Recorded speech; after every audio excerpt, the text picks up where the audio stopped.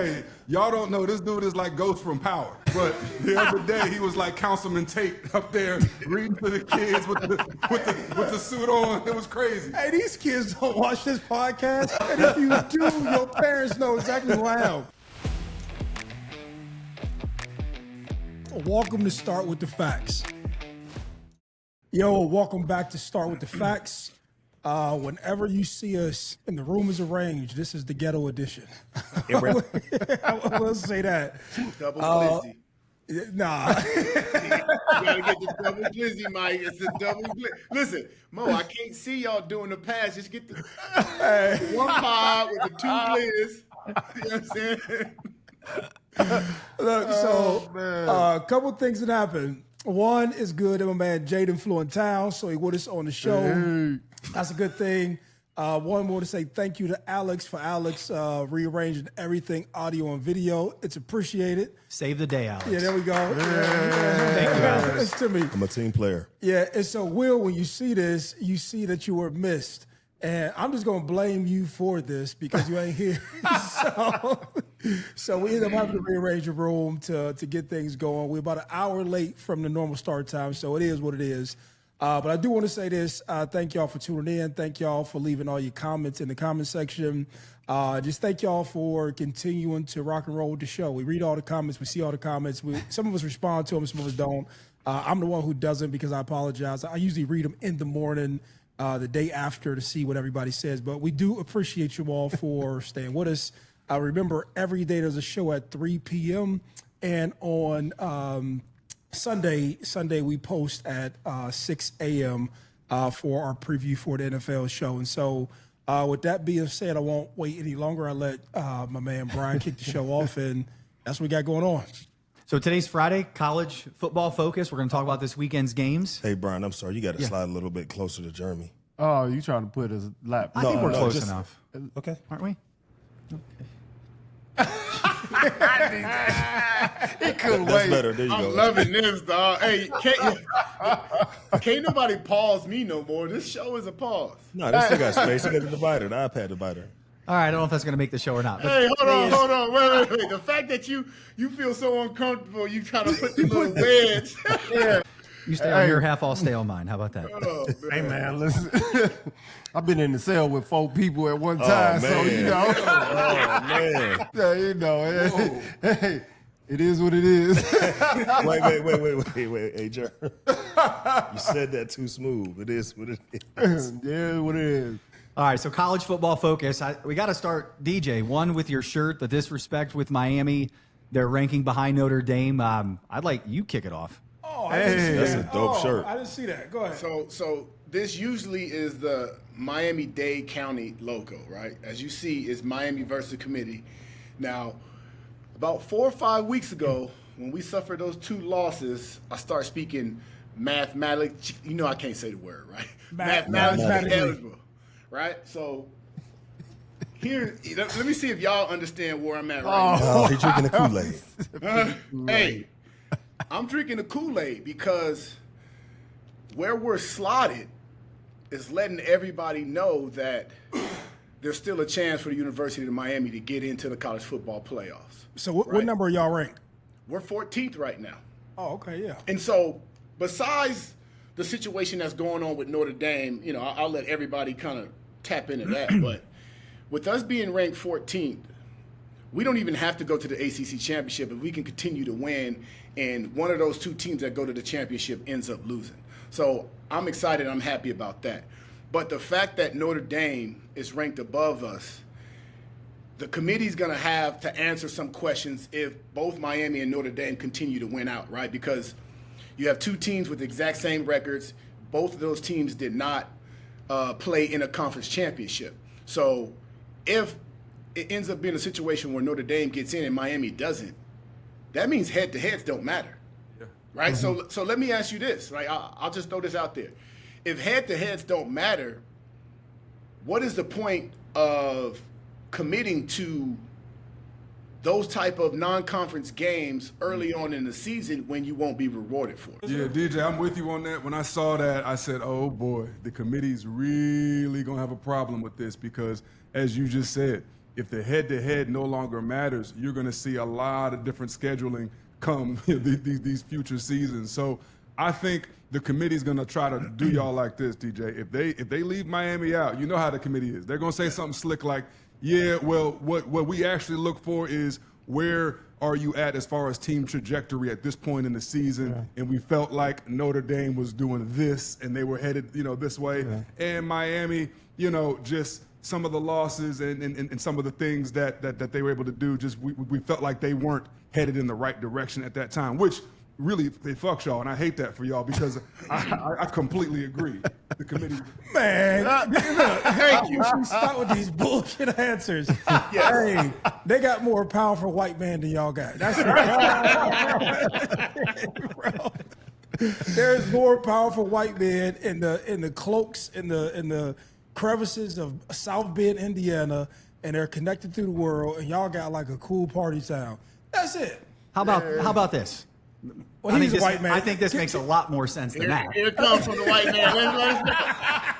How about? So, hold on. How do you feel about the power? Well, you're a powerful white man, so you might know. Powerful white and Catholic. Oh yeah, Notre Dame rules the world. Look, okay. So see, look. Let's go down that alley. See what I'm saying? Uh-oh. And I've got my Irish green can't on go down today. that alley. That's Paul. I've got my Irish green on today. I can't go down that alley. No, how about who Miami lost to? Who did y'all lose to? I don't know. Don't you think that matters? Tell them right. Well, okay, at the time, Yeah, but it was full of shit. bullshit ass take. Bullshit ass take, like the bullshit ass book. Man. Miami lost to Louisville and SMU. Thank you. Wait. Here's the thing, though. When we lost to Louisville, they were 6-1. Yeah, I know. There's a bunch of buts, but they lost to Miami. You know what I'm saying? But we beat you.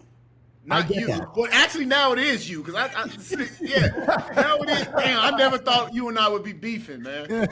Hey, listen, let me say something. Brian, you my dog today.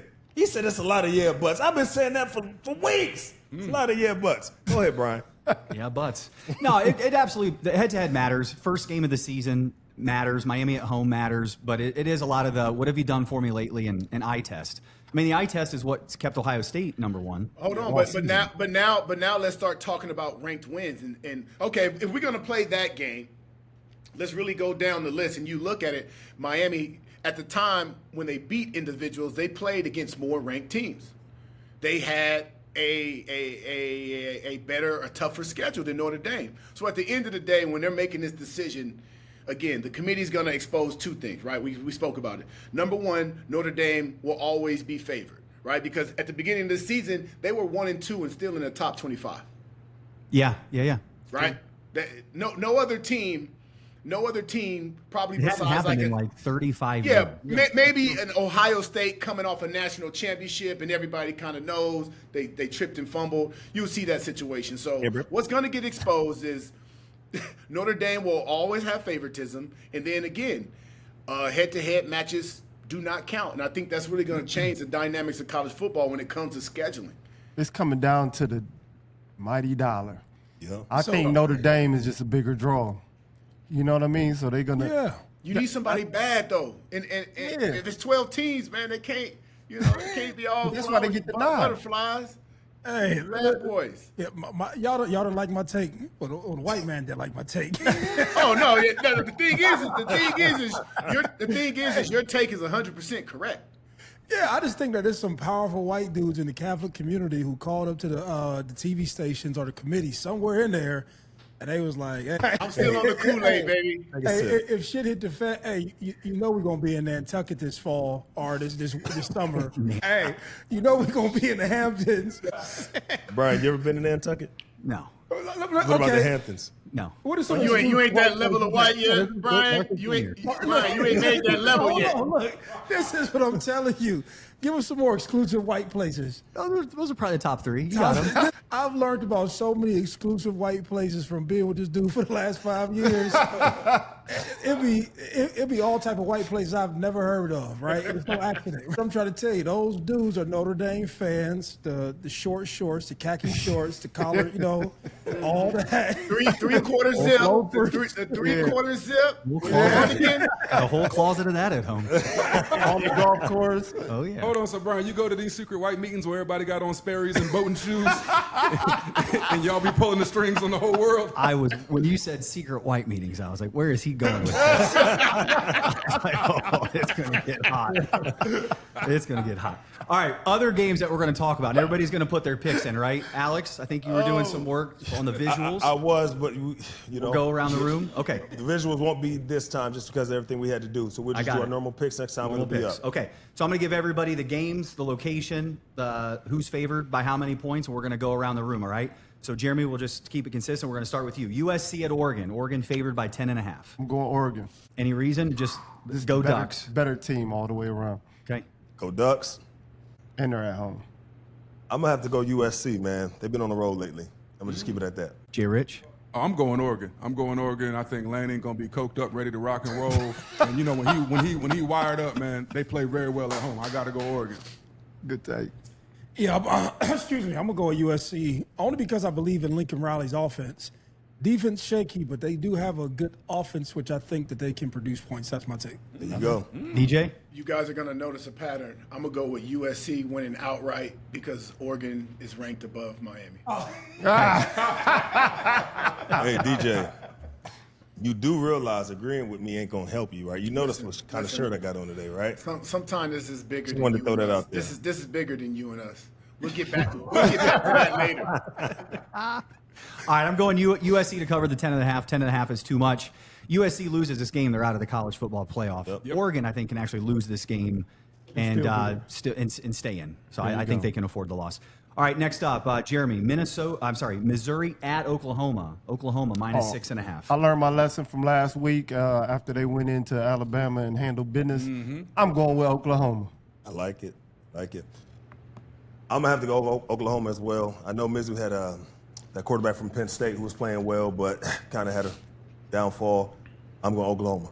Yeah, Mizzou's on the bad side of the SEC. They're just not a good football team. Oklahoma's playing well, coming off that huge win. Mateer is starting to do like this again, and everyone's starting to talk about, the Heisman stuff again, which I don't think he's in there, but he is healthier now. Yeah, they're going to rock and roll. Yeah, I don't believe he's in the Heisman contention or in the conversation. But I think after last week, you bring momentum to that, you get your confidence back. I'm going Oklahoma as well. I'm going against the whole room. Go ahead, DJ. I think there'll be an adrenaline dump from that big win. Oklahoma is ranked above the University of Miami. Hey, DJ, I'm going Mizzou. what type of dump you said that was? An adrenaline dump. That's the That's best crazy. I've ever heard you pronounce a word. I love it. Now you're gonna come at my grammar, huh? Okay. Listen, Alex, it ain't about me and you. I'm gonna get back to that.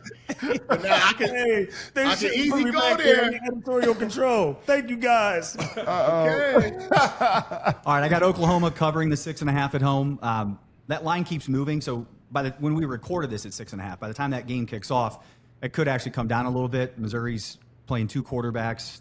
Bo Pribula's coming back from I don't know if it's a concussion or what injury, but anyways, that line could move a little bit. I do have Oklahoma covering 6.5. All right, Pitt, Alex, your Pitt Panthers at Georgia Tech. Georgia Tech favored by 2.5. Originally I made a face when you said your Pitt Panthers, but I understand why you said it because Narduzzi, that's my guy. Young Sound, stand up. But Come on, man. But just where we going? Just say who you got, man. Just say who you got. Man. G-Tech gonna get them. I think I always say this after a loss like they just took to Notre Dame. They're a little wounded right now. Germ? Georgia Tech. I'm going Georgia Tech. With the 2.5. Right? So, boat race, or is this going to be close? I'm not gonna say a boat race. I'll say by touchdown. J. Rich? I'm going Tech. By the way, DJ, I stole your swag today, baby. You know I had to do I see it, dog. It's good. What's going You on? looking fresh, though, man. my dog. Had to do it. Listen, I'm going to say Tech because they still have a good chance to make some things shake, and I think they have a lot to play for right now. So, yeah, I think Tech. Yeah, fucking trying to steal my greatness. Nigga trying to steal my answers. I'm fucking sitting next to you. It's rubbing off, right? Hey, whoa, come on. That is crazy. As soon as I said it, I was like, yeah. Oh man. Hey, Jeremy, from here on out, if I point at you, you got it. Just say it, man. You know he probably telling himself don't say that. But I'm calling for Georgia Tech. I think Georgia Tech beats Pitt. I think this is one thing I will say: when you give up a lot of points to a team and they dominate the week before, you give the next team a lot of film on things as ways to attack you, and so that is one thing I can say. The downside of giving up a lot of points, you just start to see a bunch of holes and things that you just learn how to attack people. So I'm gonna go with Georgia Tech covering the, what did you say, 2.5? 2.5. 2.5. DJ? Listen, both teams are ahead of us in the ACC championship game. Tie. Like, listen. DJ, stop it.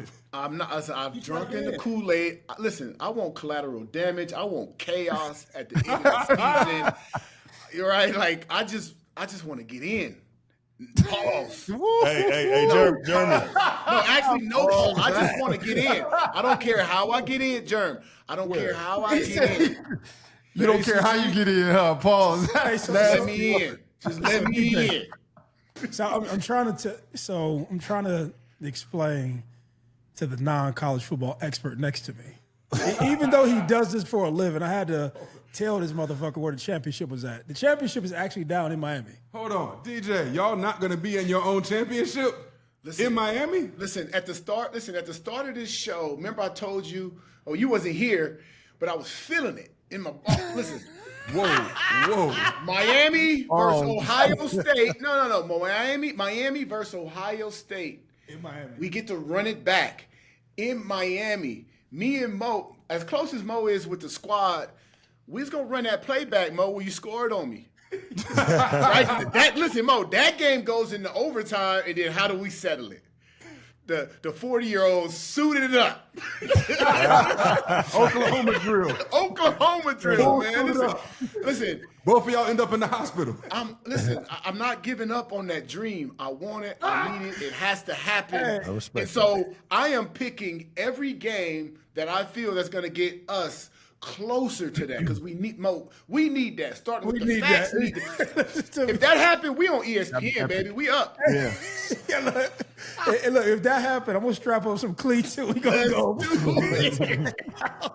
Hey, so I got a question, DJ. I know Texas is below you guys. If they lose to Arkansas, does that help you guys at all? Texas is out. Listen, I don't know. Listen, I just care about the teams that are ahead of us. Because what's not going to happen is nobody's going to jump us, right? Nobody's going to jump us. So I just need all the teams that are ahead of us to continue to lose. Now, I think the worst thing, and now we're starting to see it, like there is a scenario, which is the craziest scenario that I think would probably ruin college football and get it closer to that, hey, let's just take the top 20, 30 teams and really just be similar to the NFL. There's a scenario where no team from the ACC gets in because of the power rankings, and they take one of those at-large situations. I mean, I saw it, and I was like, this shouldn't even be possible. It shouldn't even be possible where a team from a major conference, whether it's Miami, apologize, fellas, whether it's Miami or shout out Spice Adams. That's my dog, Spice Adams.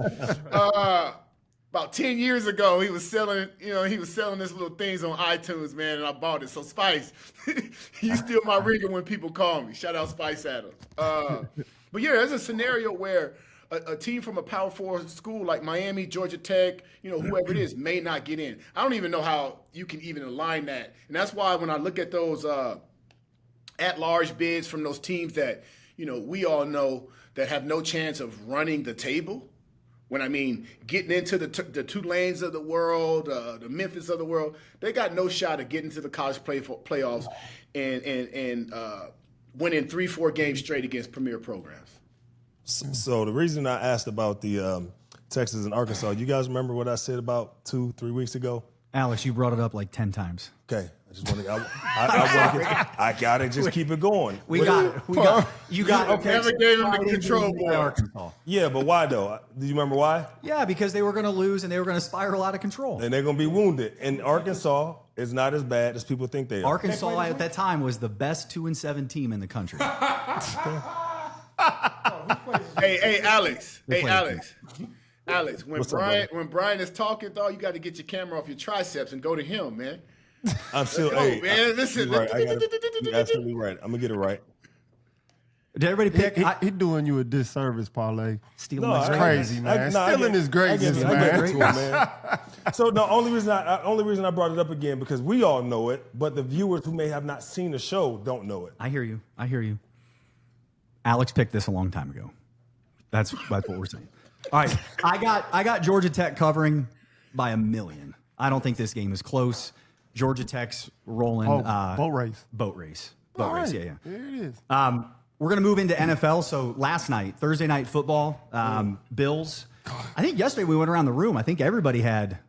We had- Everybody we have had- Buffalo? I had Buffalo. And I remember, and I should have said it out loud, thinking to myself, Vegas knows something. There was a reason that game was 3.5. We all felt like it should have been 7 or 8, and Houston showed us. Yeah. And Houston's defense pretty Well, I freaking tell you good. what, the only person I thought about during this game was DJ. When I knew, I'll tell you like this, I knew nothing about the backup quarterback for Houston. That's why I didn't say a whole lot. And I had more to say about Josh Allen and these guys trying to go for a playoff run. I was putting my kids to bed. And here watching this, I said, "The fuck!" I said the Texans actually look decent, and I don't know if the Bills look bad or the Texans' defense look good, or it's a combination of both. But I was actually telling myself, I said, these motherfuckers don't look like their record. And if I'm what is it, D'Amico Ryans? That's his name. Yeah. If I'm D'Amico Ryans, I go back and I say, hey, I get my team going by saying, hey man, we just beat a good fucking football team in the AFC, and we can be in the chase. I don't know if they go out and beat the Broncos. I don't know if they go out and beat the Chiefs. But after the win last night and the way that they beat them, I would be going back to practice next week with a lot more confidence than I had before. So shout out to the Texans and just the entire football team. Yeah, so the Houston Texans are a very underrated football team. People got to realize 5 of their losses, the 5 losses, they were all like 1 score or less. So this is a team that is right on the cusp of being a really good football team. You lose C.J. Stroud. You go out there with Davis, the backup quarterback. He plays his butt off, actually. Started off 1-8, caught stride, really got going. And then you look at this defense, man. The Texas defense, Will Anderson is possibly the second coming of like a junior Myles Garrett. Like the things he can do on the football field as a rush in are amazing. Donnell Hunter been dominating on the edge For a long time. bro, for years. So they have a serious defense. They got Stingley Jr. They got some fantastic coverage back there. And the defense really carried this thing and allowed the backup quarterback to just make the throws he had to. And if you watch Josh Allen, I'm not going to crap on Josh Allen because he really has no one to throw to. I mean, and they're really hurting, missing Stephon Diggs and just having some real key receivers out Jay there. Rich, why though? Lost. Why? Why he has no one to throw to? Tell him, Ray. Yeah. Keon Campbell. Keon Coleman. Second round pick. Healthy scratch. Healthy scratch is insane to be a Listen. second round pick and somebody that your squad is counting on to be out there. Yes. You're supposed to be a guy out of Yes. Florida State, supposed to be a freak athlete. Man, you don't even show up to meetings. You late to stuff. They say you falling asleep. They say you got on sunglasses in meetings like DJ. You look crazy out there. And now you a healthy scratch as a second round young player. I'm going against you, Joe Jay, because look, he's a young player. We all know this. He made a mistake. He was late to meetings several times. What happened was they benched him against the Buccaneers, and they won. And now, okay, it should have been, okay, we got it. Lesson received. Now we're about to go against the top team in the NFL, which the Houston Texans are. Your quarterback needs his weapons, man. Because at the end of the day, while you're trying to teach this young man a lesson, you're harming 40, 50 other guys. They were too overconfident thinking that they didn't need him. But you're going against one of the best defenses in the NFL. Number one. And I saw something last night, too, that said Yeah. that I think it's been 8 or 10 years since a team was the top defense in the NFL and did not make the playoffs. And then they threw up like some crazy graphic and said with them winning that game, it took their chances of getting into the playoffs from like 27 or 30% to like 66%. So they're still definitely in the hunt when you look at the trajectory of their schedule. But I also wanted to hit on what I spoke about yesterday when I talked about C.J. Stroud need to get right. Yeah. Yeah. At the beginning of that game, when they got all the hype videos and showing you getting hyped, you couldn't tell me that Mills hasn't been the starting quarterback for this franchise for the last 5 years. And that's how quick this thing moves on. Plug and play. Listen, I don't know if they was pulling footage from training camp or whatever, but it's him hanging out with the coaches, getting hyped, singing for Thursday Night Football.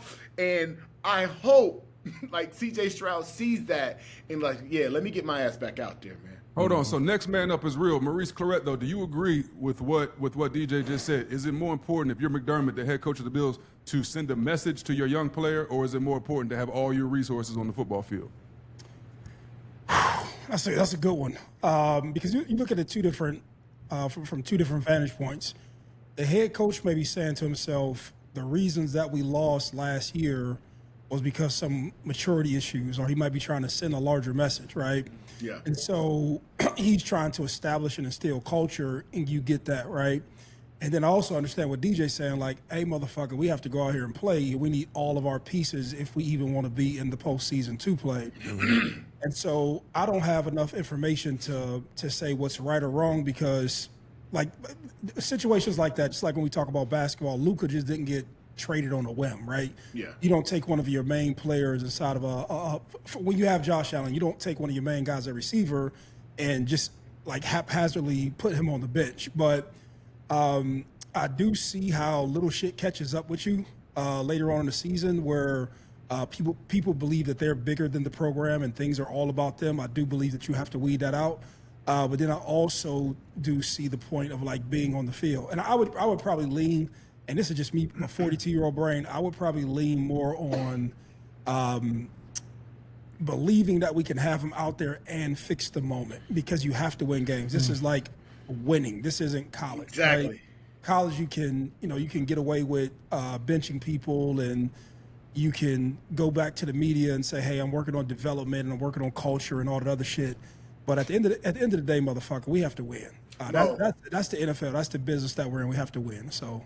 Mo, Well, compare that. Hold on, bro. Mo, I thought I was gonna have to come at you because you was on the fence like a motherfucker going back and forth, and I was like, "Oh, am I gonna have to? If I'm gonna have to go with it." I love how you came through at the end, but again, he was punished. He missed one game, right, for sleeping and being in meetings, but they get upset because in the game that he's suspended during warm-ups when he's around his teammates, he's dancing, he's hyped. Dog, the kid 23, what you want him to be sulking and moping and like Right. You benched He's me. been criticized for that too. Yes, no, he did. Big time. You benched me. I'm not playing. The stadium's still live. The music is up. My teammates is out here. It's like damned if I do, damned if I don't. Because if he was sitting on the bench moping, then you would be like he's not involved. He's a cancer. Exactly. So in a situation like this, listen, I understand when you talk about creating culture, but you suspended the guy. You can't hang all the other guys out to dry as you're trying to go through this personal vendetta, right? Unless when he first got suspended, it was mentioned that it was going to be a 2-game suspension. So, DJ, does that affect the locker room? Are they looking at the coach like, hey, that was a bad decision? Nah, because I believe the players understand what the coach was trying to do. But again, at some point in time, the coach got to get out of his own way, right? And say, because here's what happened. They make it to the playoffs, they roll, they win the Super Bowl. Nobody's going to be talking about the lesson learned.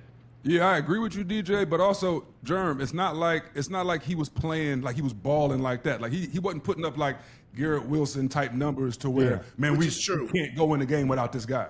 He was struggling to get separation. Well, think about how that kind of him being reprimanded. Think about how the Bills handled this situation versus how the Cowboys just handled this with 2 veterans, right? Yes, with sir. CeeDee Lamb and George Pickens. Yeah. So their punishment for missing curfew on Monday morning for the Monday night game was they sat out the opening series. Yeah. And it's embarrassing and it's a punishment, but you put your guys on the field to get your team in a position to win. Brian, exactly. But that also tells you that they needed CeeDee Lamb and Pickens way more. Way different levels. 100%. Different levels, baby. Yeah, I agree. But Oh, as far as CeeDee Lamb now? yeah. Oh, this is just an example to me of being around the wrong crowd, getting influenced. CeeDee Lamb, I think, has been a stand-up football player for the Dallas Cowboys. I think he's been a superstar. He wearing the number 88. He representing. That's a good point. But on the other hand, George Pickens comes into the locker room and he allows him to corrupt him, right? There's a reason why the Pittsburgh Steelers moved him up out of the locker room, right? He was a little disruptive, and he was, having some problems here and there, right? It's the same dude that was wearing the shiesty during the draft, right? Exactly. What else, John? So they moved him out of there, and then he comes into the Dallas Cowboys locker room, and here we go. So this is an example of CeeDee Lamb has to step up and be a leader. He can't allow somebody to come into that locker room and then influence him to do the wrong things. Because what's going to happen is just this could go 0 to 100. It could go from one thing to another. You know what I mean? And then next thing you know, he ruins his career. So that's the extreme. But I'm just saying, we see in real time that he got influenced by George Pickens. Jerm, what you're trying to say, and Brian and Maurice, you guys are business owners. This is something that I think you guys should listen to. I had a great corporate leader once tell me this. Culture eats talent for breakfast. Culture over talent any day of the week is how you want to build your program. So, Jerm, I think you on to something. Yep. Fellas, This motherfucker giving these all. Go ahead, Mo. Hey, Mo, because I was going to go, Mo. You want me to go? You go, man. Real quick, Come on, DJ, right DJ. before you go. Yeah. League in receiving yards. So, I mean, how you feel about that, Jerm? Him being second in the league in receiving yards, but still being a cancer. Yeah, but he a Wile E. Coyote. But this is the conversation we were just having about Keon. Is it Keon Coleman? Keon Coleman, Yeah. Yeah, and so you still have to put your assets on the field, but you still have to manage the behavior. It's like that's kind of what I was saying to DJ, where you give both sides of it. But back to this motherfucker. This nigga. this nigga, we brought you in to have fun with the show and hang out with us and chill and talk shit. This motherfucker act like he interviewing us. You know what I'm saying?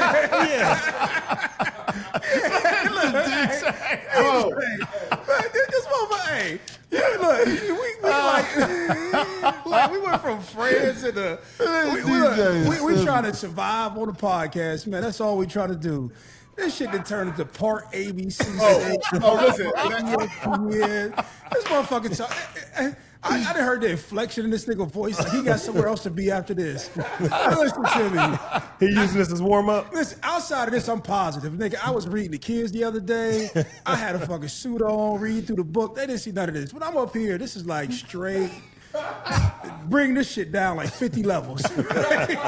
I'm just letting y'all know. Hey, y'all don't know this dude is like Ghost from Power. But the other day he was like Councilman Tate up there reading to the kids with the suit on. It was crazy. Hey, these kids don't watch this podcast. And if you do, your parents know exactly who I am. It's a way to spin that story too. Look where he started, look where he's at now. You know what I'm saying? I was over here, I'm like, man, Drake.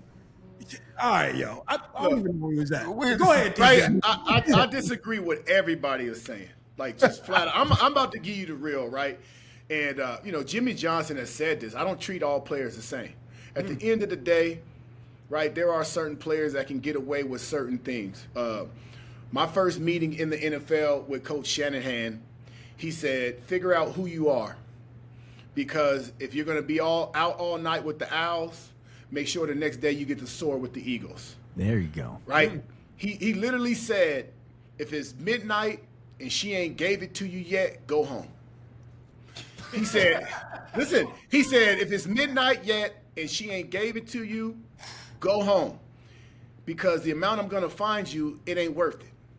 Right? And I learned that lesson quickly. I played with guys that went out, smoked, drunk every night, but they were able to perform. Every night they were able to perform. I've had coaches know that players were high in meat. Adam Gase. I used to have breakfast with Adam Gase when he was the offensive coordinator with the Denver Broncos. This is exactly what he told me. He said, you think I don't know? Jabbar Gaffney comes in high every morning in meetings. He said, I'm okay with it. It keeps him quiet in meetings. He's fucking calm. It helps him pay attention. Right? Like they know. So you think sitting CD and Pickens for the first drive matters. It's embarrassing to them. It can't be that much because after the game, the same guy that benched him and set him is high-five him and hug and whatever. The only way you can affect a pro player is to hit him in the pockets. That's it. That's true. That's it. Like in Denver, players on our team, starters, got caught staying out all night for the 4th preseason game. 4th preseason game means nothing to the starters. You know what Shanahan did? He made those starter vets play the whole game. Like you got to get creative if you really want to affect these guys. But really, the only way you really affect them is hit these guys in the pocket. I would say there's 30 to 40% of guys right now that's drinking and drugging night before the game, and I would honestly say there's probably like another 25% that's drinking and drugging game day. Ooh. David Boston used to play on Molly. They say David Boston used to play on Molly. Like, man. Listen, people from the outside world, man, it ain't all butterflies and rainbows, man. How you think LT became LT? Hold on, so Mo, you gonna bench LT? Nah, I ain't bitching LT. Man, LT came at halftime. Hey, LT came at halftime. Look, I would have been in the locker room chopping it up for him. Hey, before I end, I'm gonna end on the story I heard. Hey, did you hear the story that LT's on the podcast the other day? So this nigga LT, this nigga, dude, that nigga's so crazy. Hey, the nigga say he was driving around randomly on a Sunday. And he said he didn't realize that they had a game. He said he was rolling by the stadium. He was like, yo, why are all these cars here? And so he said he pulled up to the game, and they like, yo, nigga, we playing. And so he said he went out there and got dressed and had 2 sacks. And I said, yo, and he's dead serious. Yo. Everybody's not the same. Everybody's not the same. So, That's nuts. Follow us every day. Start with the facts. Thank you to Alex for improv and putting this all together. Will, this is your fault somehow, some way. It will always be your fault. Shout outs to you wherever you're at. And join us every day, 3 p.m. on Start with the Facts. And hopefully, you know, my man next to me, man, can learn how to join the show and be a part of a podcast and quit thinking that he's on Big Ten Network. This is the lower level, man. You know what he need, Mo? we working our way to the top. Mo, I forgot we in the trenches. Yeah, we in the trenches. All right, we go.